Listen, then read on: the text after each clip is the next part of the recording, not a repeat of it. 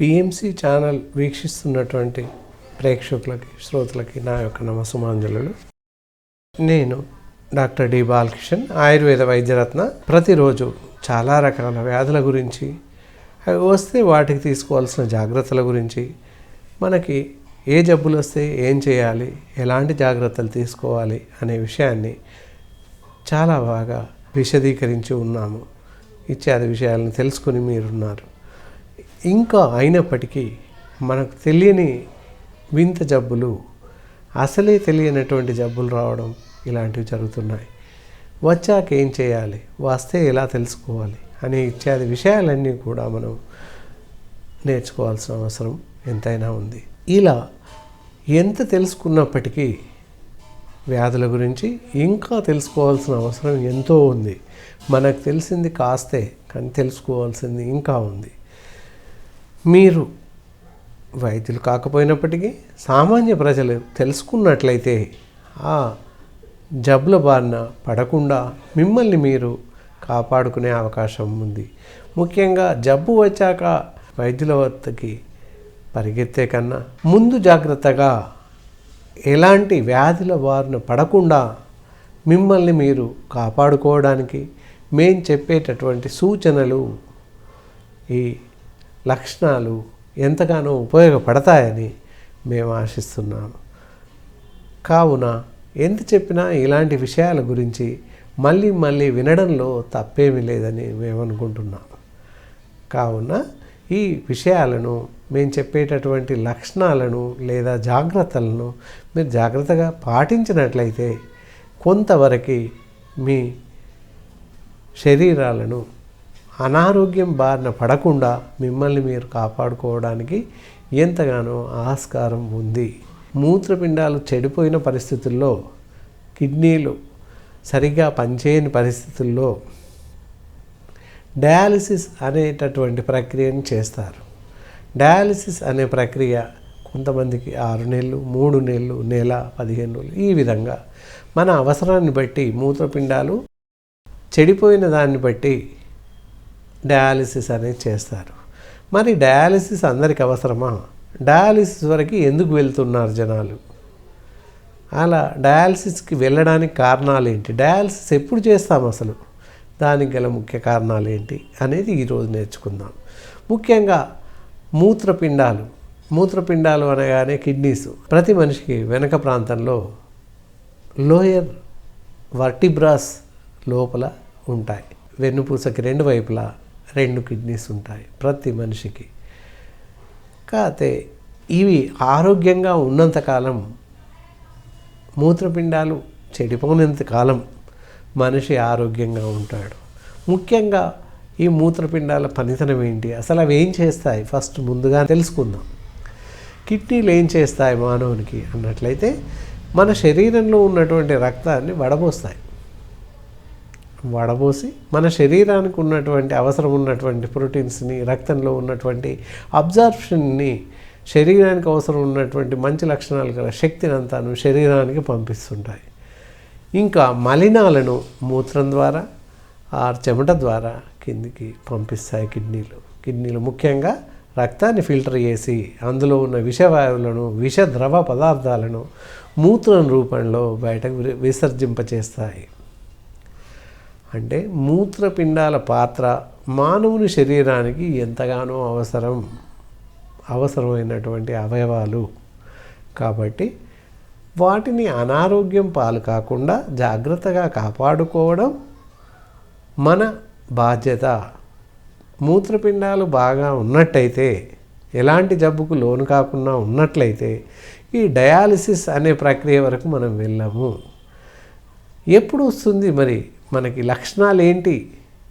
కిడ్నీలు చెడిపోతున్నాయి అని తెలియాలి. మనకి ఎలా తెలుస్తుంది సామాన్య మానవునికి అని అన్నట్లయితే, లక్షణాలలో మనం ముఖ్యంగా గుర్తిరిగే లక్షణాలలో కాళ్ళు, శరీర భాగాలు వాచిపోతుంటాయి. నడుస్తున్నా, కూర్చున్నా, ఎలాంటి సందర్భాల్లో కాళ్ళు మొత్తం వాపు వస్తాయి. అప్పుడు మనం అనుమానించాల్సిన అవకాశం ఉంది. ప్రాబ్లం ఏంటి? శరీరంలో మన డాక్టర్ దగ్గరికి వెళ్ళినట్టయితే అందులో క్రియాటినిన్ అనే పదార్థం హెచ్చుగా ఉంటుంది. క్రియాటినిన్ పెరిగిపోవడం వల్ల శరీరంలో నీరు ఎక్కువగా చేరిపోయి పాదాలే కాక శరీర భాగాలన్నీ కూడా వాపు రావడం, ఉబ్బిపోవడం జరుగుతుంది. మరి శరీరంలో మలినాలు చేరిపోతే, నీరు చేరిపోవడం అంటే అర్థం ఏంటి?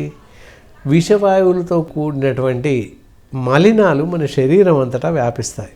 మరి శరీరం అంతా మలినాలు వ్యాపిస్తే మన శరీరం, మన ఆరోగ్యం ఎలా ఉంటుంది? పూర్తిగా అనారోగ్యం పాలవుతాము. ఎందుకు అవుతాము? కిడ్నీలు సక్రమంగా పనిచేయట్లేదు కనుక, రక్తాన్ని సరిగా వడబోయట్లేదు కాబట్టి ఈ క్రియాటినిన్ లెవెల్స్ హెచ్చుగా పెరిగే అవకాశం ఉంది. అదే మూత్రపిండాలు సరిగ్గా పనిచేసినట్లయితే క్రియాటినిన్ మన మానవునికి సరిపడేంత మాత్రమే ఉంచేసుకుని మిగతా ఎక్స్ట్రా వేస్ట్ పార్టికల్స్ విష పదార్థాలని మూత్రం ద్వారా బయటకు పంపించేస్తాయి. కాబట్టి ఈ మూత్రపిండాలను జాగ్రత్తగా కాపాడుకోవాలి. ఇలా శరీరం వాపుచ్చింది, అలాంటి పరిస్థితులు ఏర్పడ్డాయి అని అనుకున్నప్పుడు వైద్యులను సంప్రదించినట్లయితే, మంచి అనుభవజ్ఞులైన ఆయుర్వేద వైద్యులను సంప్రదించినట్లయితే మీకు సరిపడేటటువంటి పరీక్షలు జరిపించి, ముఖ్యంగా రక్తం క్రియాటినిన్ కోసం పరీక్షలు చేసి, హెచ్చు తగ్గులు ఏమన్నా ఉన్నాయా, ఉంటే వాటికి తీసుకోవాల్సినటువంటి జాగ్రత్తలు చెప్తారు. దానివల్ల మందులతో క్రియాటినిన్ కంట్రోల్ అయ్యే అవకాశం ఉంది, అదుపులో ఉండే అవకాశం ఉంది. కావున ఇలా మీకు మీరుగా ఎలాంటి చికిత్స చేసుకునడానికి అవకాశం లేదు. కావున తప్పకుండా వైద్యులను సంప్రదించడం ఎంతైనా మంచిది. విషవాయువులతో కూడినటువంటి మలినాలు మన శరీరం అంతటా వ్యాపిస్తాయి. మరి శరీరం అంతా మలినాలు వ్యాపిస్తే మన శరీరం, మన ఆరోగ్యం ఎలా ఉంటుంది? పూర్తిగా అనారోగ్యం పాలవుతాము. ఎందుకు అవుతాము? కిడ్నీలు సక్రమంగా పనిచేయట్లేదు కనుక, రక్తాన్ని సరిగా వడబోయట్లేదు కాబట్టి ఈ క్రియాటినిన్ లెవెల్స్ హెచ్చుగా పెరిగే అవకాశం ఉంది. అదే మూత్రపిండాలు సరిగ్గా పనిచేసినట్లయితే క్రియాటినిన్ మన మానవునికి సరిపడేంత మాత్రమే ఉంచేసుకుని మిగతా ఎక్స్ట్రా వేస్ట్ పార్టికల్స్ విష పదార్థాలని మూత్రం ద్వారా బయటకు పంపించేస్తాయి. కాబట్టి ఈ మూత్రపిండాలను జాగ్రత్తగా కాపాడుకోవాలి. ఇలా శరీరం వాపుచ్చింది, అలాంటి పరిస్థితులు ఏర్పడ్డాయి అని అనుకున్నప్పుడు వైద్యులను సంప్రదించినట్లయితే, మంచి అనుభవజ్ఞులైన ఆయుర్వేద వైద్యులను సంప్రదించినట్లయితే మీకు సరిపడేటటువంటి పరీక్షలు జరిపించి, ముఖ్యంగా రక్తం క్రియాటినిన్ కోసం పరీక్షలు చేసి, హెచ్చు తగ్గులు ఏమన్నా ఉన్నాయా, ఉంటే వాటికి తీసుకోవాల్సినటువంటి జాగ్రత్తలు చెప్తారు. దానివల్ల మందులతో క్రియాటినిన్ కంట్రోల్ అయ్యే అవకాశం ఉంది, అదుపులో ఉండే అవకాశం ఉంది. కావున ఇలా మీకు మీరుగా ఎలాంటి చికిత్స చేసుకునడానికి అవకాశం లేదు. కావున తప్పకుండా వైద్యులను సంప్రదించడం ఎంతైనా మంచిది.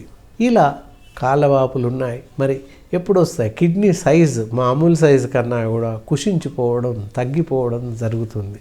ఆ తక్కువగా ఉండడం వల్ల రక్తాన్ని సరిగా పరిశుభ్రపరచలేకపోతాయి. మరీ అక్రానిక్ అంటాం. మామూలుగా కొంతవరకు పరిశుభ్రపరుస్తాయి అంటే కొంచెం తగ్గింది కిడ్నీ సైజ్ అని అర్థం. మరీ ఎక్కువగా తగ్గిపోయినప్పుడు పూర్తిగా ఒళ్ళంతా విషపు నీరు చేరిపోతుంది, అంటే కిడ్నీ సైజ్ పూర్తిగా చిన్నబడిపోతుంది. అంటే ఎలాంటి పరిస్థితుల్లో వడబోత విధానం పూర్తిగా తగ్గింది అని అర్థం. అలాంటి పరిస్థితుల్లోనే డయాలసిస్ చేస్తారు. డయాలసిస్ వరకు వెళ్ళకూడదు అనుకున్నట్లయితే మనం జాగ్రత్తగా ఉండడం మంచిది. మంచి పరిశుభ్రమైన నీరు, కాచి వడబోసిన నీరు తాగితే చాలు. ఏ మినరల్ వాటరు లేదా బయట కొనుక్కునే వాటర్ అస్సలే తాగకూడదు.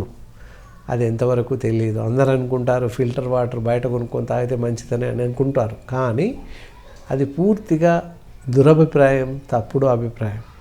మనకి MCH మున్సిపల్ వాళ్ళు సప్లై చేస్తున్నటువంటి నీరు ఎంతో శ్రేయస్కరం.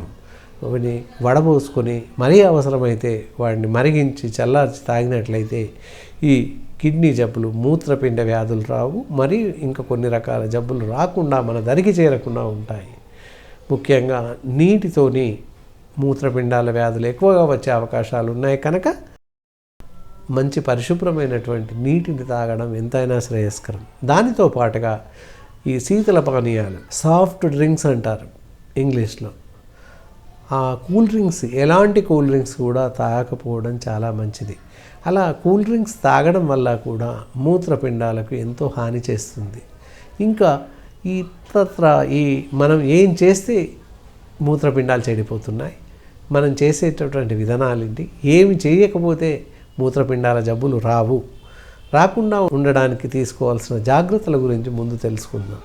ఎలాంటి ఆహార పదార్థాలు తీసుకోవాలి, ఎలా జీవించాలి అనేది ఇక్కడ చెప్పుకుందాం. ముఖ్యంగా శీతల పానీయాలు, కూల్ డ్రింక్స్ అంటాము. ఎలాంటి కూల్ డ్రింక్స్ కూడా తాగకూడదు. ఎవరికి వారుగా మనం సెల్ఫ్ సాటిస్ఫాక్షన్ మనంగా అనుకోవడం అన్నమాట. మనసుని జాగ్రత్త పరుచుకొని ఏం కాదులే, స్ప్రైట్ తాగితే ఏం కాదు, లేదా మజా తాగితే ఏం కాదు, థమ్స్అప్ తాగితే ఏం కాదు అని చెప్పేసి మనంగా అనుకోవడమే తప్ప ఏ కూల్ డ్రింక్లో అయినా కూడా ఏమీ లేదు, ఎలాంటి సారము లేదు, ఎలాంటి శక్తి రాదు దానివల్ల మనకి. కాబట్టి ఎలాంటి శీతల పానీయాలు, కూల్ డ్రింక్స్ తాగకూడదు. ఈ మధ్యకాలంలో ఒరిజినల్ కూల్ డ్రింక్స్ అని చెప్పేసేసి రావడం జరుగుతుంది. పేరు చెప్పడమే తప్ప అందులో ఏమీ లేదు. కాబట్టి ఏ పేరుతో వచ్చినా, ఎలా వచ్చినా శీతల పానీయాలు అసలే రాకూడదు. దానివల్ల మూత్రపిండాల జబ్బులు రావడానికి 100కి 80% కూల్ డ్రింక్సే కారణం. కావున మానేయాలి. అంతేకాకుండా మనం తీసుకునే ఆహార పదార్థాలు కూడా సాత్వికంగా ఉండడం, అంటే అన్ని కూరగాయలు, ఆకుకూరలు తీసుకోవడం ఎంతైనా మంచిది. రెడ్ మీట్ పూర్తిగా నిషిద్ధం, తినకూడదు. జంక్ ఫుడ్స్, ఫ్రై ఫుడ్స్ ఇలాంటివి, నూడిల్స్, మ్యాగీ ఇలాంటి పదార్థాలు అసలే తినకూడదు. వాటి వల్ల కూడా శరీరంలో విషతుల్యమైన పదార్థాలు తయారై శరీరానికి హాని చేస్తున్నాయి. కావున ఇవన్నీ మానేయాల్సి ఉంటుంది. అంతేకాక ఈ రోజుల్లో ఎక్కువ మంది రైస్ వండేసుకోవడం, బయట నుంచి కర్రీస్ పార్సల్ తెచ్చుకొని తినడం జరుగుతుంది. ఈ కర్రీస్ అన్నీ కూడా కవర్స్లో వేసిస్తున్నారు.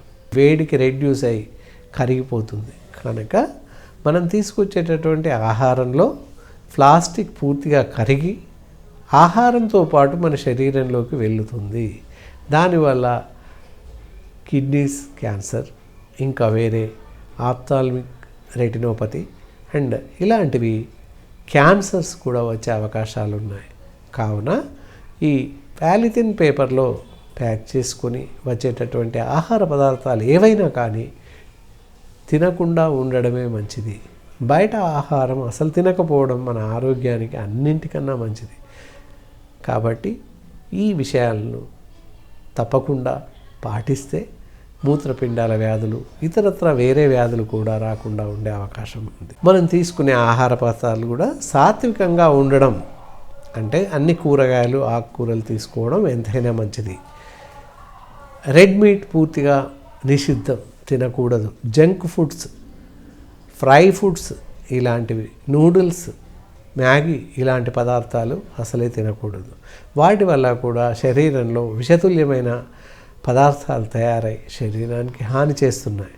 కావున ఇవన్నీ మానేయాల్సి ఉంటుంది. అంతేకాక ఈ రోజుల్లో ఎక్కువ మంది రైస్ వండేసుకోవడం, బయట నుంచి కర్రీస్ పార్సల్ తెచ్చుకొని తినడం జరుగుతుంది. ఈ కర్రీస్ అన్నీ కూడా కవర్స్లో వేసిస్తున్నారు. వేడికి రెడ్యూస్ అయ్యి కరిగిపోతుంది. కనుక మనం తీసుకొచ్చేటటువంటి ఆహారంలో ప్లాస్టిక్ పూర్తిగా కరిగి ఆహారంతో పాటు మన శరీరంలోకి వెళుతుంది. దానివల్ల కిడ్నీస్ క్యాన్సర్, ఇంకా వేరే ఆప్థాల్మిక్ రెటినోపతి అండ్ ఇలాంటివి క్యాన్సర్స్ కూడా వచ్చే అవకాశాలు ఉన్నాయి. కావున ఈ పాలిథిన్ పేపర్లో ప్యాక్ చేసుకొని వచ్చేటటువంటి ఆహార పదార్థాలు ఏవైనా కానీ తినకుండా ఉండడమే మంచిది. బయట ఆహారం అసలు తినకపోవడం మన ఆరోగ్యానికి అన్నింటికన్నా మంచిది. కాబట్టి ఈ విషయాలను తప్పకుండా పాటిస్తే మూత్రపిండాల వ్యాధులు, ఇతరత్ర వేరే వ్యాధులు కూడా రాకుండా ఉండే అవకాశం ఉంది. ఇంకా ముఖ్యమైన సూచన ఏంటంటే, మనం వాడుతున్న మందుల వల్ల కూడా మూత్రపిండాలపైన బరువు పడుతుంది. తెలియకుండా వాడేటటువంటి మందులు, మనకు తెలియకుండా కొంచెం జలుబు, జ్వరం రాగానే, తలనొప్పి లేవగానే, ఒళ్ళు నొప్పి లేవగానే మెడికల్ షాప్కి వెళ్ళడం, గోళీ తెచ్చుకొని వాడడం, ఇలాంటివి అసలు చేయకూడదు. దానివల్ల చాలా విష ప్రభావం ఉంటుంది. ముఖ్యంగా అసంబద్ధంగా వాడేటటువంటి మందుల వల్ల మూత్రపిండాలమైన చాలా ఎఫెక్టివ్ చూపిస్తుంది, చాలా ప్రమాదం. కాబట్టి వీటిలో వాడుతున్నటువంటి మందుల్లో ముఖ్యంగా నొప్పులకు వాడుతున్నటువంటి మందులు, ఇతరత్రా వాడే మందులు, తర్వాత బీపీకి వాడుతున్న మందులు కూడా కిడ్నీలకు చేస్తున్నాయి. కాబట్టి బీపీకి వాడే మందులు కూడా సాధ్యమైనంత మటుకు తగ్గించి లేదా పూర్తిగా మానేసి మా ఆయుర్వేద వైద్యులను సంప్రదించినట్లయితే ఒకే రకమైనటువంటి మందుతో బీపీని కంట్రోల్గా ఉంచే అవకాశం ఉంది. ఈ ఎక్కువ మందులు బీపీ కోసం వాడడం లేదా షుగర్ కోసం వాడడం వల్ల కూడా దాదాపుగా మూత్రపిండాల మీద బరువు పడుతుంది, మూత్రపిండాలు జబ్బుకు లోనవుతున్నాయి. కాబట్టి జాగ్రత్తలు వహించి ఈ మందులు, ఔషధాలు ఎవరికి వారుగా మెడికల్ షాప్కి వెళ్ళి తెచ్చుకోవడం అనే విధానాన్ని పూర్తిగా మానివేసినట్లయితే ఈ మూత్రపిండాల జబ్బు బారిన పడకుండా ఉంటారు. ఎప్పుడైతే మూత్రపిండాలు జబ్బు బారిన పడతాయో క్రమక్రమంగా వాటి అబ్జార్ప్షన్, వాటి పనితీరు నశించి నెఫ్రాన్స్మైన ఎఫెక్ట్ చూపించి రక్తాన్ని శుద్ధి చేయలేకపోతాయి. దానివల్ల శరీరంలో మొత్తం మలినాలు పేరుకుపోయే అవకాశం ఉంది. దాంతో నెలకు ఒకసారి, 2 నెలలకు ఒకసారి డయాలసిస్ లేదా 15 రోజులకు ఒకసారి డయాలసిస్ చేసే అవకాశం ఉంది. ఈ ప్రయత్నాలు చేస్తూ ఉంటే డయాలసిస్ బారి నుంచి పూర్తిగా తప్పించుకునే అవకాశం ఉంది.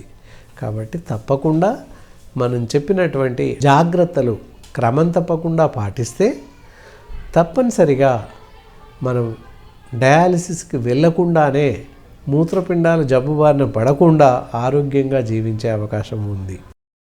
అయినప్పటికీ ఇన్ని జాగ్రత్తలు తీసుకున్నప్పటికీ ఎక్కడో అక్కడ తప్పనిసరి మూత్రపిండాలు జబ్బు బారిన పడే అవకాశం ఉంది.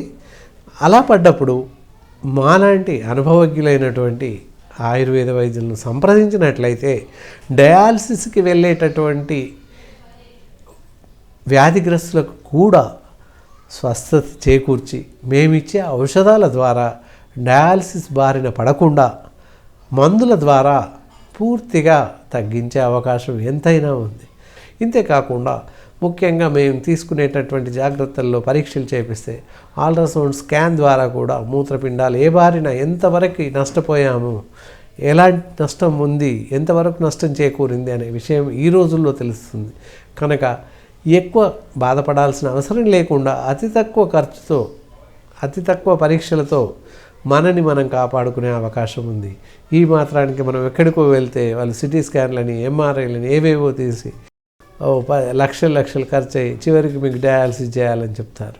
అదంతా లేకుండా మీకు కొంచెం డౌట్ వచ్చింది, కాళ్ళు చేతులు వాపున్నాయి అన్న పరిస్థితుల్లో ప్రత్యేకంగా మొదలే మమ్మల్ని సంప్రదించినట్లయితే అసలు మూత్రపిండాల లోపం ఏమైనా ఉందా లేదా అనేది నిర్ధారించుకొని ఆ పైన సరైనటువంటి మందులు, ఔషధాలు మీకు సజెస్ట్ చేసే అవకాశం ఉంది.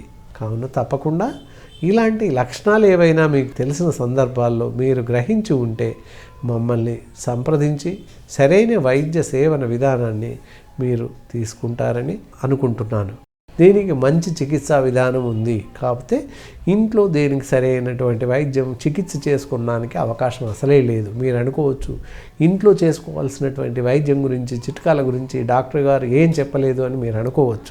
కానీ ఇంట్లో గృహ వైద్యం కానీ, చిట్కా వైద్యం కానీ ఏమీ లేదు. మీకు మీరుగా చేసుకునే అవకాశాలు లేవు.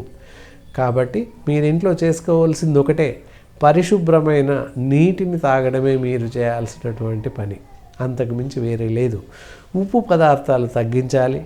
ఇలా డయాలసిస్ స్టేజ్కి వచ్చింది అన్నప్పుడు నీటిని తక్కువగా తాగడం, ఇలాంటివి చేయడం వల్ల డయాలసిస్ బారి నుంచి త్వరగా కోలుకునే అవకాశం ఉంది. మేము సూచించిన మందులను క్రమం తప్పకుండా వాడడం, ఆహార పదార్థాలు ఇత్యాది విషయాలని మేము కూలంకుషంగా చెప్తాం. కనుక ఆ ఆహార పదార్థాలు మేము చెప్పిన రీతిలో వాడినట్లయితే డయాలసిస్ అనే ప్రమాదం నుంచి మీరు తప్పించుకునే అవకాశం ఉంది, త్వరగా కోలుకునే అవకాశం కూడా ఉంది. ముఖ్యంగా సాల్ట్, ఉప్పుని తగ్గించి వాడడం ఎంతైనా మంచిది. దీనివల్ల కూడా ఎక్కువగా ఉప్పులు పేరుకుపోయి ఈ కిడ్నీస్ మూత్రపిండాలు సరిగా పనిచేయలేకపోతాయి. కాబట్టి ఉప్పు పదార్థాలను తగ్గించడం మంచిది.